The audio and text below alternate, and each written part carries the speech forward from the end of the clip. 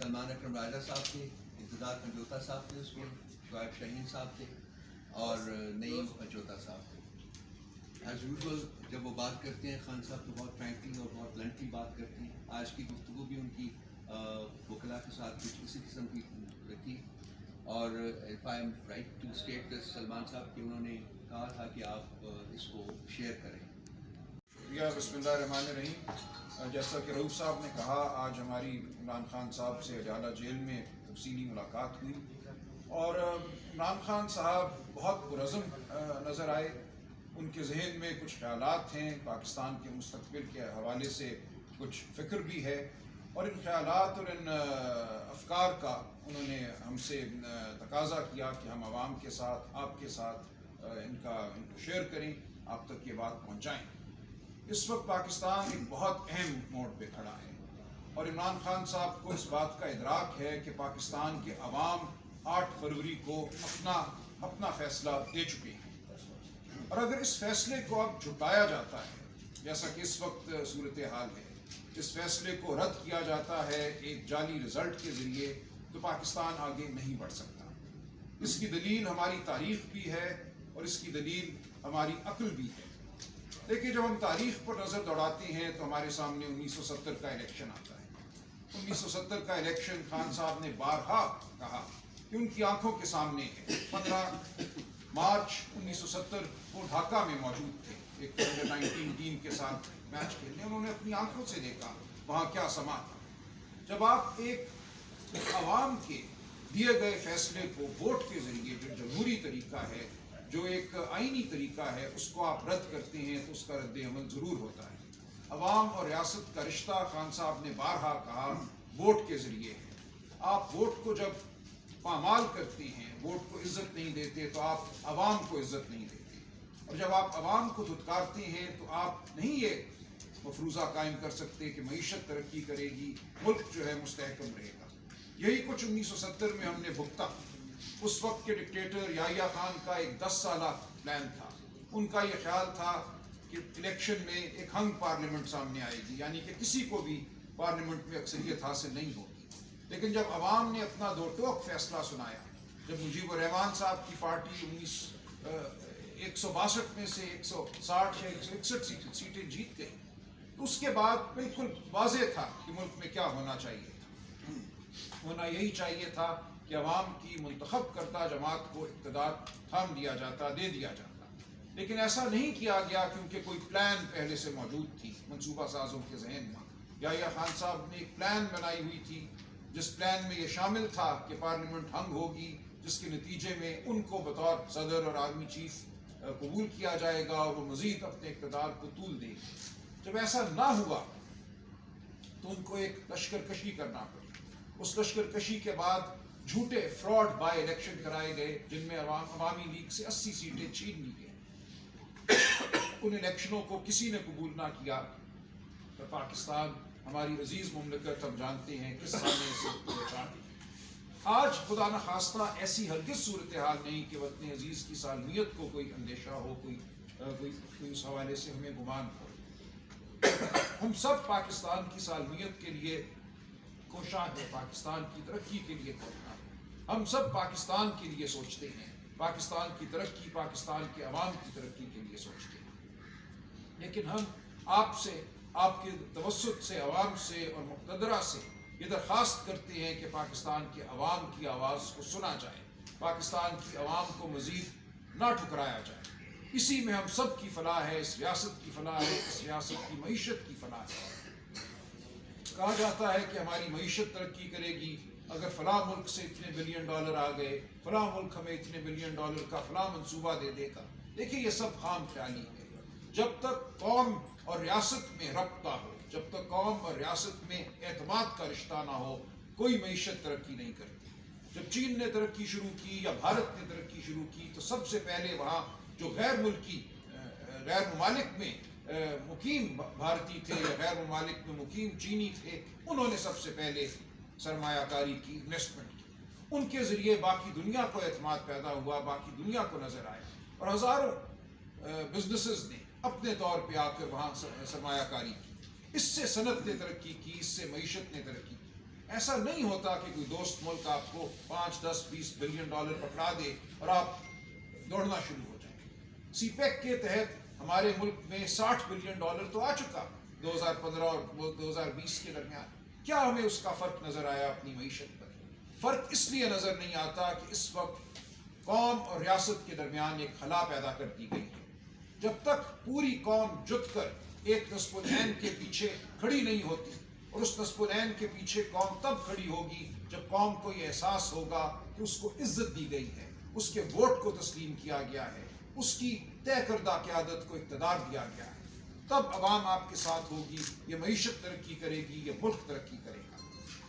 خان صاحب نے بار بار یہ کہا کہ آپ کو حمود الرحمان کمیشن رپورٹ یاد دلاؤں کہ حمود الرحمان کمیشن رپورٹ میں کیا کچھ لکھا ہے. پاکستان کے ہر شخص کو، ہر شہری کو میں سمجھتا ہوں وہ رپورٹ پڑھنی چاہیے. عمران خان صاحب کا بھی یہ تقاضا ہے. ہمیں تاریخ سے سیکھنا ہے.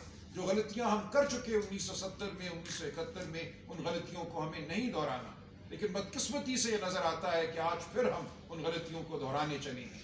آج پھر ہم عوام کو دھتکارنے چلے ہیں. ایسا ہرگز نہ کیجیے.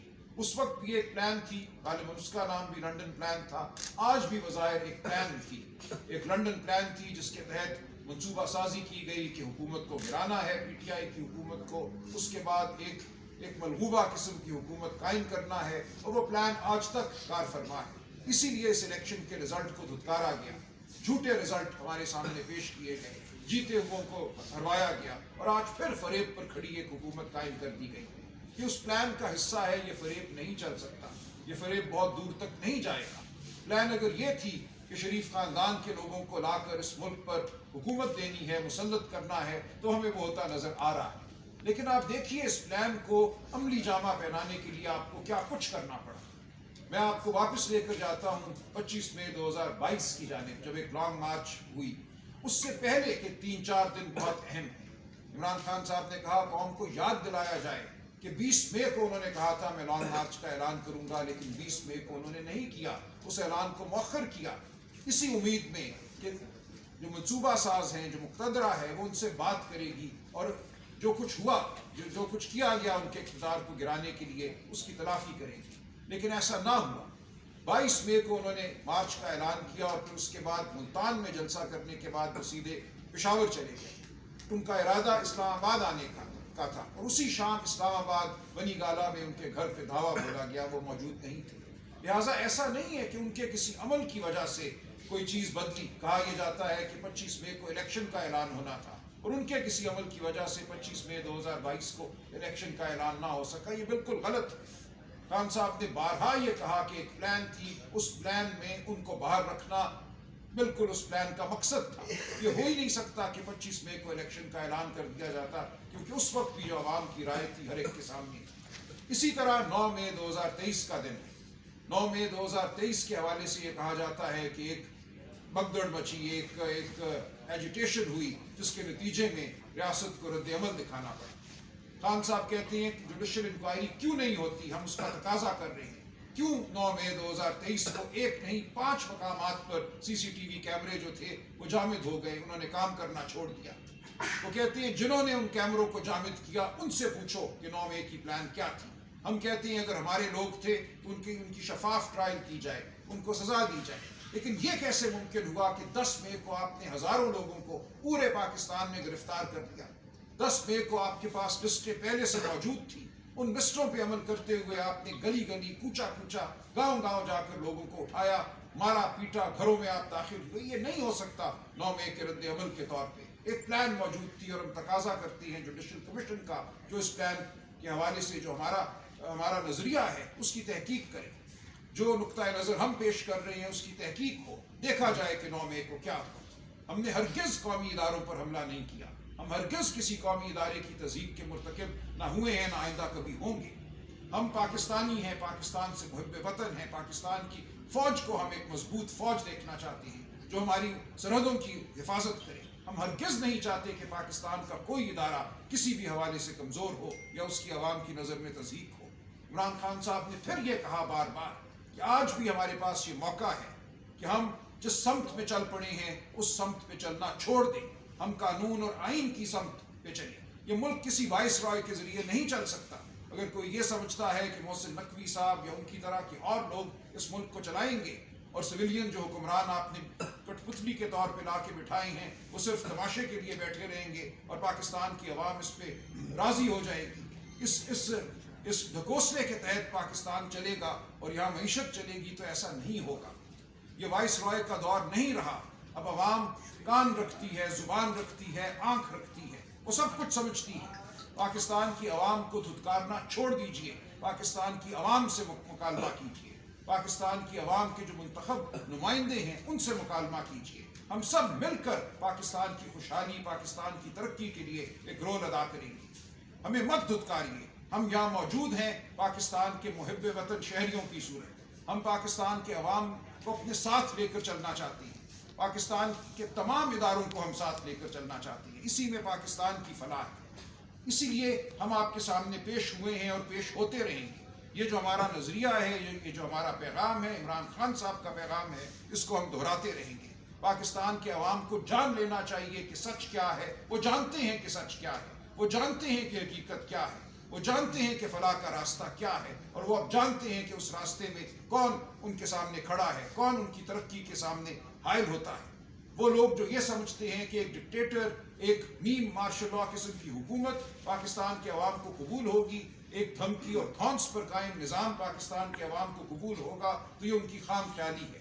یہ پاکستان کو ترقی کی جانب لے جانے کا منصوبہ ہرگز نہیں ہے۔ یہ کسی کے ذاتی اقتدار یا طاقت کو دوام دینے کا منصوبہ تو ہو سکتا ہے، لیکن یہ پاکستان کی فلاح کا منصوبہ نہیں ہے۔ اس لیے ہم بار بار پیش ہوتے رہیں گے۔ آپ ہمیں ڈرائیں، آپ ہمیں دھمکائیں، آپ ہمیں اٹھا لیں، مجھے آپ اٹھا لیں گے تو کل کوئی اور یہاں بیٹھا ہوگا اور یہی گفتگو کرے گا۔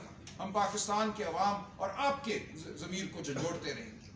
خدا کے لیے آئین اور قانون کا راستہ اپنائیے، خدا کے لیے سچائی کا راستہ اپنائیے، پاکستان کے عوام کو مت دھتکاریے۔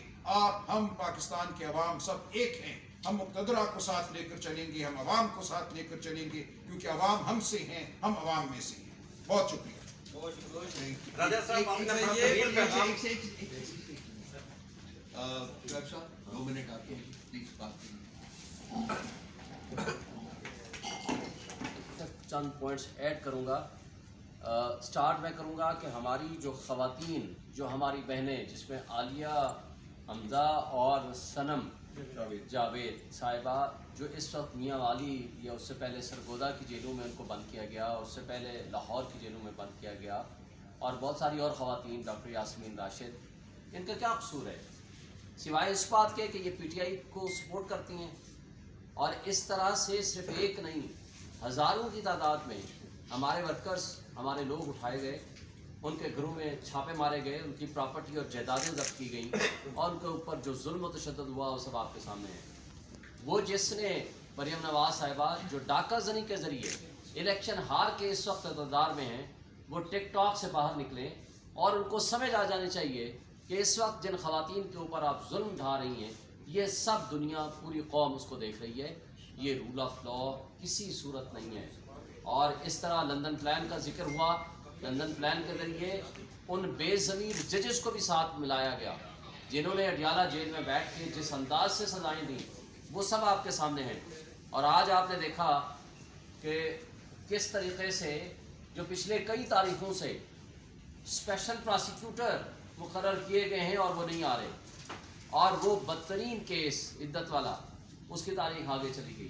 اور اگر عمران خان صاحب کے کیس میں نہ ملزم موجود ہے، نہ ان کا وکیل موجود ہے، اور ex party without hearing ان کو سزا دے دی گئی، لیکن آج جج صاحبان وہ فیسیلیٹیٹ کر رہے ہیں دوسری پارٹیز کو، اور اس طریقے سے عمران خان اور ان کی بیگم جو پردہ نشین خاتون ہیں، ان کو سوائے پولیٹیکل وکٹمائزیشن کے نقصان دینے کے اور ان کا کوئی آسپیکٹ نہیں ہے۔ وائسرائے کے حوالے سے بات ہوئی،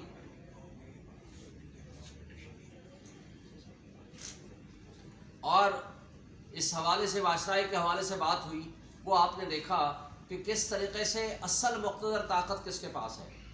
جیسے سلمان نے بتایا کہ ہم فوج کے مخالف نہیں ہیں، وہ ہماری فوج ہے، وہ نہ ہو تو ہمارے ملک کے حالات اچھے نہ ہوں، مگر جو لوگ، جو اسٹیبلشمنٹ کے، وہ ادارے، جو ہماری انٹیلیجنس ایجنسیز جو سیاست میں مداخلت کرتی ہیں، انصاف کے ایوانوں میں گھستی ہیں اور जजेस को ब्लैकमेल करती हैं और उनके बेडरूम्स में कैमरे लगाती हैं, तो मुझे बताएं हमारा उनसे इख्तलाफ है। हम उनको मैसेज देते हैं इस तरह रूल ऑफ लॉ का इंडेक्स ऊपर नहीं वो नीचे जाएगा, और जिस मुल्क में रूल ऑफ लॉ नहीं होता वहाँ उस मुल्क को कभी तरक्की नहीं किया करता।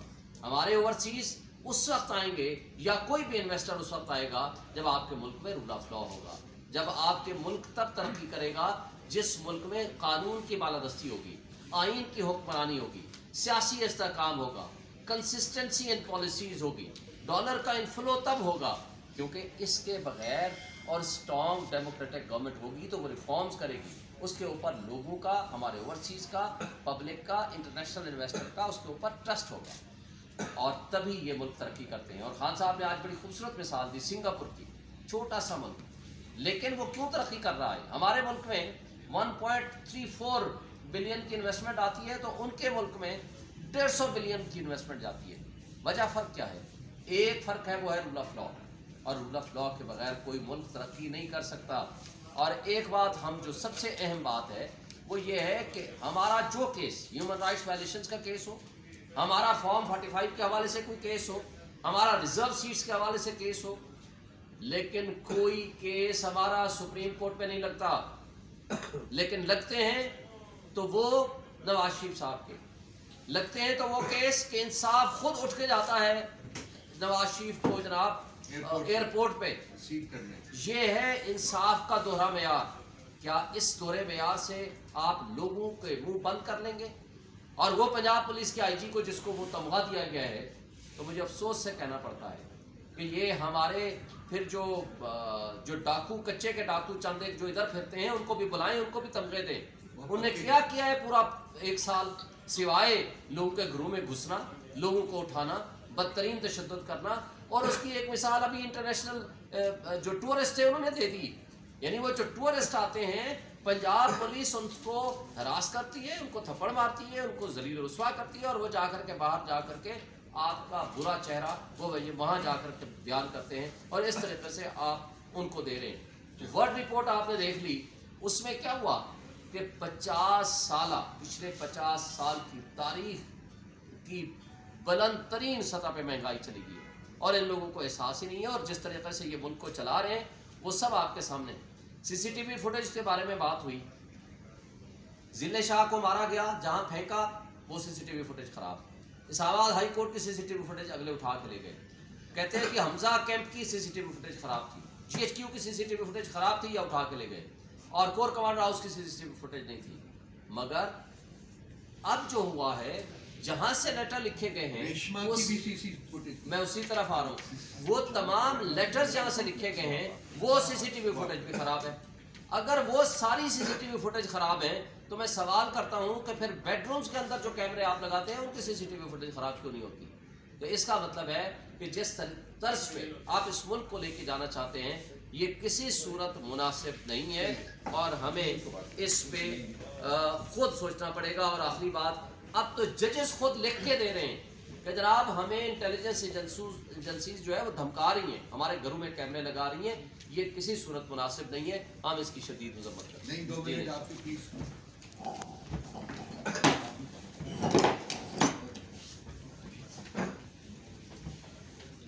बहुत शुक्रिया जी। देखें, 2-3 पॉइंट्स आपके सामने रखना चाहूँगा। 9 मई के हवाले से राय साहब ने भी बात की और शुएब शाहीन साहब ने भी बात की, CCTV कैमरों के हवाले से। 18 मार्च जुडिशल कम्प्लेक्स खान साहब पे हमला किया गया, वहाँ पर वकला की वर्दियों में नामालूम लोग थे, और उस दिन अल्लाह ताला ने करम किया, हमारी एक ऐसी हिकमत अमली जिसके ऊपर हमने खान साहब को कहा कि आप वापस चले जाएं, गेट के ऊपर उनकी हाजिरी लगी और वो वापस आए। लेकिन उस दिन की भी जो CCTV कैमरे की फुटेजेस हैं वो किधर हैं? हम मुतालबा करते हैं कि वो भी मंजर आम के ऊपर लाई जाएं, और उसके साथ साथ TV चैनल्स के ऊपर इमरान खान साहब की तस्वीर, उनकी तकरीर, उनका नाम लेने की पाबंदी लगाई गई है। किस कानून के तहत लगाई गई है? पैमरा जाके अदालत में ये कहता है कि हमारी तरफ से कोई पाबंदी नहीं है, तो फिर कौन पाबंदी लगा रहा है? क्या ये आज़ाद मुल्क है? हमारे इदारे आज़ाद हैं, यहाँ पर जो सारे मामलात हैं वो क्या आज़ादी से चल रहे हैं? इसके साथ साथ सिविलियन का मिलिट्री ट्रायल, دیکھیں اس حوالے سے اٹارنی جنرل نے سپریم کورٹ میں یہ کہا کہ 15 سے 20 لوگ ایسے ہیں جو بری ہونے والے ہیں، لیکن جا کر ان کو 1 سال سزا سنا کر احسان جتایا جا رہا ہے جو بے گناہ لوگ ہیں۔ سویلین کا کسی صورت ملٹری ٹرائل ہو ہی نہیں سکتا، لیکن یہاں نہ قانون ہے نہ آئین ہے۔ اس کے ساتھ ساتھ بلے کے نشان کے حوالے سے ہماری درخواست جو ہے وہ سٹل وہاں پر پینڈنگ ہے الیکشن کمیشن کے پاس، کیوں نہیں ابھی تک سرٹیفکیٹ اپلوڈ کیا جا رہا؟ یہ ہم مطالبہ کرتے ہیں کہ الیکشن کمیشن 1 مہینے سے اوپر ٹائم ہو گیا ہے کہ وہ سرٹیفکیٹ اپلوڈ کریں۔ اس کے ساتھ ساتھ میں یہ کہنا چاہوں گا کہ خان صاحب کی دیگر درخواستیں اسلام آباد میں بھی اور لاہور میں بھی مختلف جگہوں کے اوپر پینڈنگ ہے، اسی طرح سپریم کورٹ کے اندر، تو ان تمام درخواستوں کو فکس کیا جائے۔ ایک تو ضمانتیں ہیں 9 مئی کے حوالے سے، وہ درخواستیں ہیں، اور ایک جو سپریم کورٹ کے اندر ہے عمران خان صاحب کی جو ڈسکوالیفیکیشن ہے، نااہلی ہے، اس حوالے سے ہماری درخواست ہے۔ اس کے علاوہ اور دیگر درخواستیں جو ہم نیکسٹ پریس کانفرنس کریں گے، جس میں آپ کے سامنے ساری چیزیں لے کر آئیں گے کہ چیف صاحب آپ ملک کی سب سے بڑی عدالت کے سربراہ ہیں، آپ کا حق بنتا ہے انصاف دینا۔ اگر آپ عوام کو، قوم کو انصاف نہیں دیں گے تو پھر کون انصاف دے گا؟ ابھی انتظار صاحب آپ کے سامنے۔ ڈاکٹر صاحب نے آپ کو اپڈیٹ کر دیا ہے، میں صرف ایک کامنٹ کروں گا۔ خان صاحب کا جو پیغام تھا وہ تقریباً سارا ڈلیور ہو چکا ہے۔ ایک چیز جو مس ہوئی ہے وہ میں ایڈ کرنا چاہوں گا۔ خان صاحب نے 71 کے حالات کو آج کے حالات کے ساتھ کمپیئر کیا۔ انہوں نے فرمایا کہ 71 میں جو حالات پیدا کیے گئے اس کے نتیجے میں ملک ٹوٹ گیا تھا، لیکن آج ملک نہیں ٹوٹے گا، لیکن معیشت ہماری جو ہے وہ بالکل تباہ ہو جائے گی۔ اور جس ملک کی معیشت تباہ ہو جاتی ہے وہاں نہ کوئی شہری ادارہ رہتا ہے اور نہ ہی اس کا کوئی مستقبل ہوتا ہے۔ اگر آپ نے پاکستان کے مستقبل کو بچانا ہے تو پاکستان کی عوام کی جانب سے دیا گیا 8 فروری کا مینڈیٹ جو ہے اس کو واپس کیا جائے اور پاکستان کے مستقبل کے فیصلے جو ہیں وہ عوام کو خود کرنے کی اجازت دی جائے۔ بہت شکریہ۔ باقی اچھا یہ سر یہ بتائیے کہ آپ نے باقی سارے تو حوالوں سے بات کی، لیکن جو آج سینٹ کا اجلاس ہوا ہے اس میں پی ٹی آئی کی طرف سے بائیکاٹ کی وجہ سے جو ایک ان اپوزڈ قسم کی صورتحال سامنے آئی، اس پر کیا کہیں گے؟